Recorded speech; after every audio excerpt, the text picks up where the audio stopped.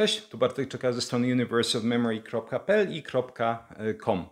Dzisiaj miał być filmik z serii pytania i odpowiedzi, czyli Q&A, natomiast stwierdziłem, że przesuniemy go o jeden dzień, ponieważ ostatnio tych filmików medycznych czy medyczno-dietetycznych było mnóstwo i warto na chwilę wrócić do pamięci, zwłaszcza, że niezależnie od tego, czy interesuje Cię medycyna, czy interesuje Cię dietetyka, czy inne dziedziny, ten filmik na pewno Ci się przyda.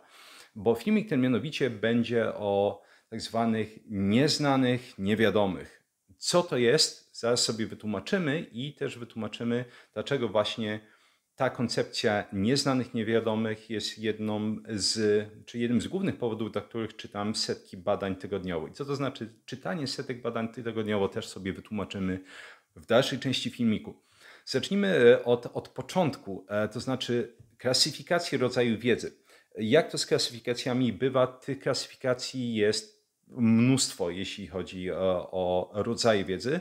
Natomiast ten, który mnie interesuje dzisiaj, na którym się skupimy, to klasyfikacja wprowadzona tak naprawdę przez osobę, która nie ma nic wspólnego z pamięcią, mianowicie ministra obrony, czy byłego ministra obrony Stanów Zjednoczonych, czyli Donalda Rumsfelda, który w swoim przemówieniu w roku 2002 bodajże stwierdził, że rodzaje wiedzy możemy podzielić na 3 rodzaje. Mianowicie mamy znane, wiadome, czy innymi słowy są to informacje, o których wiemy, że je wiemy. Jesteśmy świadomi ich istnienia, wiemy, że one są przyswojone, więc można powiedzieć, to jest wszystko to, co wiemy i czego jesteśmy świadomi. Drugi rodzaj informacji to są tak zwane znane, niewiadome, czyli to są rzeczy, o których istnieniu wiemy, natomiast nie wiemy nic o nich. Nie mamy żadnych konkretnych szczegółów dotyczących tych informacji. Jaki tutaj możemy sobie przytoczyć przykład? Gdzieś wielokrotnie wspominałem na przykład o cyklu Randla, czyli tym tak zwanym szlaku, który pokazuje konflikt między utlenianiem, czyli można, jak to się mówi kolokwialnie, spalaniem glukozy i kwasów tłuszczowych. Czyli jak mieszanie węglowodanów i mieszanie tłuszczy w diecie będzie prowadzić do stanów zapalnych i nawet w ramach spożycia w ramach poruszania się w swoim spożyciu danego dnia kalorycznym również może prowadzić do insulinooporności, czyli oczywiście witamy w naszej polskiej diecie. Więc jeśli ktoś by usłyszał o cyklu Randla i że jest to przykładowo cykl właśnie, powiedzmy, taki konfliktowy między cukrami a kwasami tłuszczowymi, to jest to potencjalnie, bym powiedział, znana niewiadoma. To znaczy nic tak naprawdę specjalnie nie wiadomo o tym cyklu, ale wiemy, że on istnieje. Tak? Jeśli ktoś na przykład wie, że istnieją silniki, natomiast nie wie nic o rodzajach silników, to są znane niewiadome. Natomiast ponieważ on potencjalnie, czy taka osoba będzie wiedziała, że tak, są różne rodzaje silników, bo o tym słyszałem, nie wiem nic natomiast na temat tego, jak możemy klasyfikować te rodzaje silników. I ostatnim typem, który mnie najbardziej właśnie interesuje z 3 rodzajów wiedzy, to są nieznane, niewiadome. To są informacje, o których istnieniu nic nie wiemy. Nie jesteśmy świadomi, że one istnieją.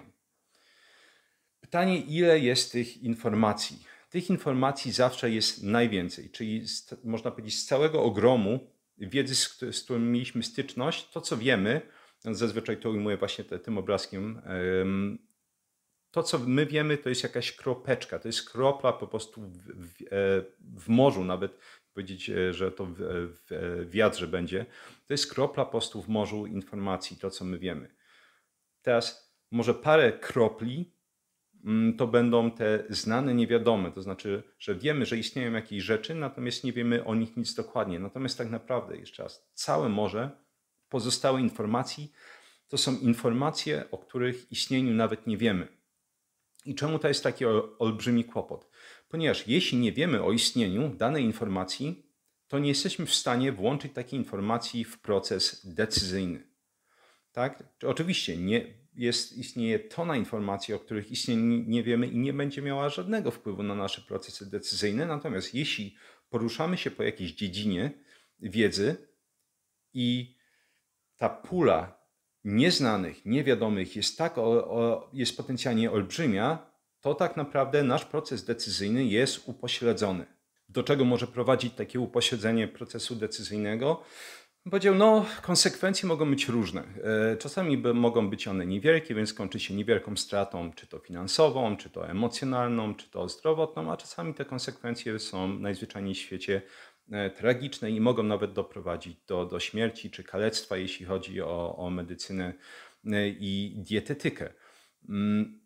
I to jest jeden z wielu powodów, dla których po prostu tak nieustannie krytykuję zachwalanie przez mnóstwo kanałów, czy lekarzy, czy specjalistów dowolnych suplementów bez opisywania tak naprawdę negatywnych stron tych suplementów. Ponieważ jeśli ty usłyszysz o pozytywnym wpływie działania jakiegoś suplementu, natomiast nie wiesz, jakie ma negatywne działanie, to negatywne działanie jest dla ciebie nieznaną, niewiadomą. Ta nieznana, niewiadoma nie jest w stanie być, że tak powiem, włączona w twój proces decyzyjny. Czyli innymi słowy, nie jesteś pewien, że ona ma wpływ, no właśnie, na twoje zdrowie w tym przypadku i tym samym może prowadzić do skutków ubocznych, a te skutki uboczne mogą prowadzić, no właśnie, do różnego rodzaju nieprzyjemnych konsekwencji. Więcej o takiej losowej i dziwnej suplementacji dowiesz się w moim filmiku Suplementacja Frankensteina. Natomiast wracając do sedna, jak to się ma właśnie do czytania setek badań tygodniowo i jak ty możesz jakby zastosować tą koncepcję nieznanych, niewiadomych, żeby również znacząco i również szybko zwiększyć swoją wiedzę nie tylko z dziedziny, powiedzmy, czy pogranicza dietetyki i medycyny, ale również ze swojej branży. Więc w moim przypadku zacząłem lata temu oczywiście od czytania jakichś tam parudziesięciu badań tygodniowo, potem zaczęło się to rozkręcać. Obecnie jestem na etapie szaleństwa, gdzie to szaleństwo się przesuwa, bo wydawało mi się 2 lata temu, że to jest szaleństwo, że je czytam paręset, teraz często, szczególnie ostatnie miesiące, jestem w stanie przeczytać ponad 1000 takich badań tygodniowo. I zamiast stwierdzisz, gówno prawda, że nie czytasz tych badań, to od razu ci powiem, nie czytam tych badań. Co mam na myśli poprzez czytanie w tym przypadku? Chodzi o czytanie nagłówków badań, czyli jeśli mam różnego rodzaju listy subskrypcyjne badań z dziesiątek dziedzin, które mnie interesują, z dietetyki i medycyny, dziesiątek słów kluczowych, to oczywiście i one wpływają co 2-3 dni na moją skrzynkę i w jednym takim rzucie tych badań jest paręset, może być ich od 200 do 400, to parę razy w tygodniu się powtarza, więc często ostatnio to jest więcej niż 1000. Czytam nazwę każdego badania. I teraz czemu? Ponieważ w żaden sposób nie jestem w stanie wiedzieć tego, czego nie wiem. Nie jestem w stanie określić moich nieznanych, niewiadomych inaczej niż wystawiając się, zwiększając swoją ekspozycję na ogrom różnego rodzaju informacji, które mogą, że tak powiem, poszerzyć tą moją foremkę intelektualną, w której się poruszam. Tym samym w momencie, w którym dostaję właśnie setki takich badań tygodniowo i czytam je sobie badanie po badaniu, same tytuły, to po pierwsze widzę już na przykład różnego rodzaju nazwy, o których nie wiedziałem i które potencjalnie mnie interesują. Mogę sobie sprawdzić na przykład, co to oznacza, co to jest za lek, co to jest za terapia, co to jest za eksperyment. I żeby było jasne, jest mnóstwo z tych badań, które mnie w ogóle nie interesują, że właściwie można powiedzieć, że spokojnie 80% tego, co przeglądam, w ogóle mnie nie interesuje i nie przeglądam po prostu dalej tych badań, nawet nie wgryzam się specjalnie w abstrakt. Czemu? Bo są to tak wysoce wyspecjalizowane rzeczy, które po prostu tak naprawdę tyczą się tylko i wyłącznie osób, które na przykład są w stanie wypisywać recepty, czy różnego rodzaju operacji, czy bardzo wyspecjalizowanych terapii dla onkologów. Więc dla mnie osobiście wiele z tych rzeczy nie ma, albo eksperymentalne terapie, tego też jest mnóstwo.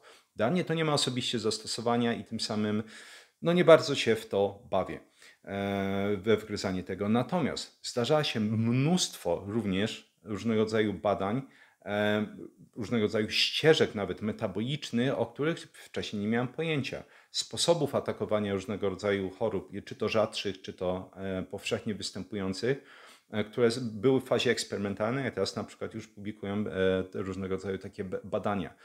Tym samym, jeśli chodzi o stricte taką specjalistyczną wiedzę, to jest dla mnie najlepszy możliwy sposób, żeby w bardzo szybki sposób powiększać po prostu moją ilość, czy likwidować ilość nieznanych, niewiadomych.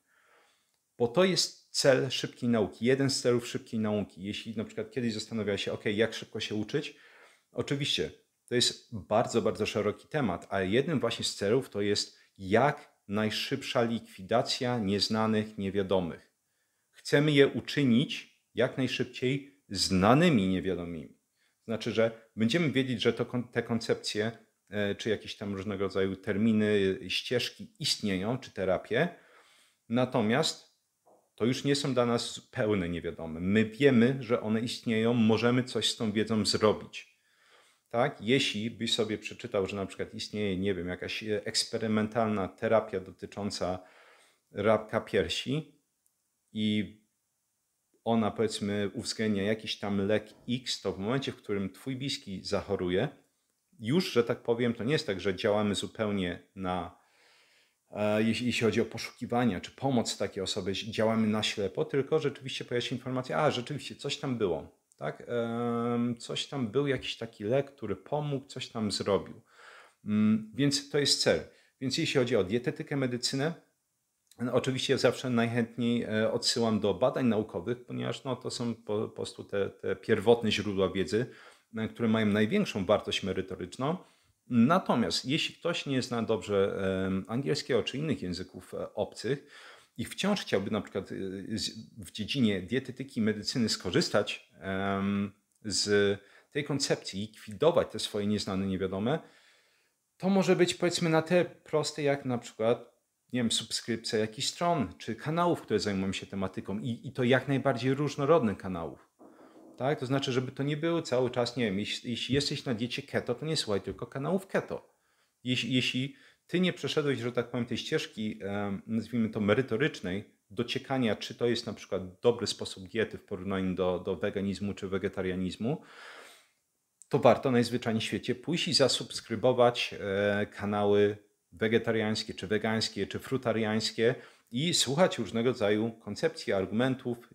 Idealnie oczywiście, jeśli nie słyszeliśmy o jakiejś koncepcji, to wtedy chwytamy się jej jak ten rzep psiego ogona i staramy się dowiedzieć więcej.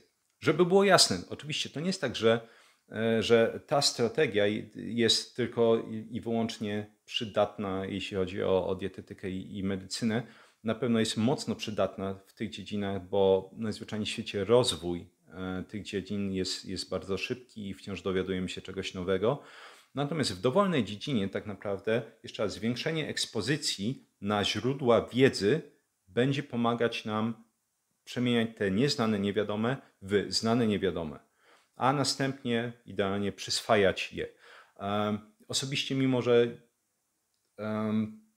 jest sens organizowania konferencji branżowych, nie chciałbym, żebym zabrzmiał zbyt krytycznie, to na przykład wielokrotnie jak przeglądałem jakieś tematy wystąpień na konferencjach branżowych, to jest dla mnie strasznie ciekawe, że często te tematy tak naprawdę to jest coś, co zostało już na przykład, nie wiem, jest 10 czy 15 czy 20 badań różnego rodzaju w literaturze tylko na przestrzeni ostatniego roku na ten temat, ale dopiero na przykład teraz jest to omawiane jako nowość branżowa. Szczególnie jeśli chodzi o właśnie jakieś takie dziedziny, w których ten rozwój wiedzy jest bardzo dynamiczny. Więc jeśli ktoś chciałby, że tak powiem, być na tą forpocztą rozwoju, czyli informacyjną, jeśli chodzi o daną dziedzinę, to warto najzwyczajniej w świecie właśnie zwiększać jeszcze raz ekspozycję na informacje z danej dziedziny, żeby jak najszybciej eliminować te nieznane, niewiadome. I jeszcze raz, tyczy się to absolutnie każdej dziedziny, nawet jeśli ktoś, nie wiem, jest właścicielem restauracji i wszystko wydaje się oklepane, znowu są różnego rodzaju strony branżowe, gdzie można się zapisać i są wysyłane pomysły. Ja na przykład nie interesuje mnie to tak dokładnie, że tak powiem, biznesowo, natomiast ciekawe mnie kreatywne rozwiązanie. Na przykład ostatnio czytałem o olimpiadzie czy igrzyskach olimpijskich, knajpowych, barowych, jakkolwiek to nie nazywać, jako sposób przyciągania nowych klientów. Czyli na przykład robimy sobie jakieś serie gier, beer pong, dart, może robimy zapisy paru 10 osób i one uczestniczą w tych igrzyskach i po prostu co pół godziny trzeba jakiegoś shota trzasnąć, są tych wariacji mnóstwo i na przykład ja mieszkam we Wrocławiu, nigdy nie widziałem czegoś takiego we Wrocławiu. Czy to by chwyciło? To jest osobna sprawa, tak? Ale natomiast jest to ciekawy sposób, który na przykład nie, jeśli ktoś ma stagnację w restauracji i chciałby potencjalnie zwiększyć tą liczbę klientów, czy zrobić coś nowego, zbudować jakiś rozgłos dotyczący swojego biznesu, świetny pomysł. Natomiast jeszcze raz, chodzi o zwiększenie ekspozycji, własnej ekspozycji na informacje pochodzące z tej branży, czy tej dziedziny wiedzy, która nas interesuje. Zanim przejdę dalej, chciałbym w ogóle wspomnieć, skąd wziął się pomysł na ten filmik. Na tej polskiej stronie mam sekcję dla patronów. Jeśli ktoś chciałby zostać patronem, to jest link w opisie, gdzie między innymi poza publikowaniem fiszek do wszystkich filmików, które nagrywam, żeby można było szybko przyswoić te informacje, o których mówię, jest sekcja badanie tygodnia, gdzie publikuję najciekawsze badanie danego tygodnia moim zdaniem i robię po prostu krótkie omówienie tego badania. I dzisiaj publikowałem badanie dotyczące snu. I w tym badaniu próbowano zbadać, jak oczyszczanie powietrza, czyli jak spanie w pokoju, w którym jest włączony oczyszczacz powietrza, będzie wpływało na jakość snu, czy na długość snu tak naprawdę.